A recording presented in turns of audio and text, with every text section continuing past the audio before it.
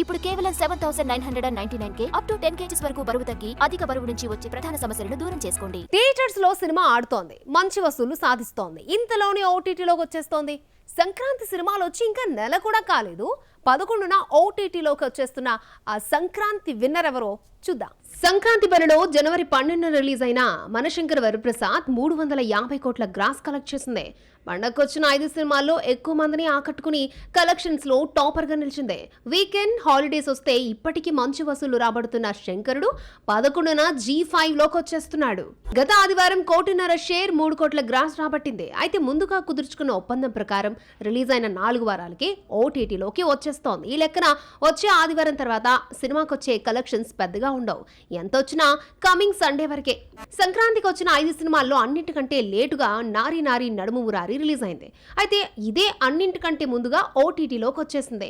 4న Amazon లో streaming అవ్వగా 1న ఆదివారం 41 లక్షల షేరు 80 లక్షల గ్రాస్ కలెక్ట్ చేసింది. ఇలా నారీ నారీ బాక్సాఫీస్ కలెక్షన్స్ కథ 4తో ముగిసింది. శర్వానంద్, సంయుక్త మీనన్, సాక్షి వద్య హీరోయిన్స్ గా, సామశివరగమన ఫేమ్ రామ్ అబ్బరాజు డైరెక్షన్ లో రూపొందిన నారీ నారీ నడుము మురారి 10 కోట్లకు థియేట్రికల్ బిజినెస్ జరుపుకుంటే ఇప్పటి వరకు 19 కోట్లు వచ్చింది. లాంగ్ రన్ లో 20 కోట్లు వస్తుందని అంచనా వేస్తే ఆ టార్గెట్ రీచ్ కాకుండానే రిలీజ్ అయిన 3 వారాలకి ఓటీటీలోకి వచ్చేస్తోంది.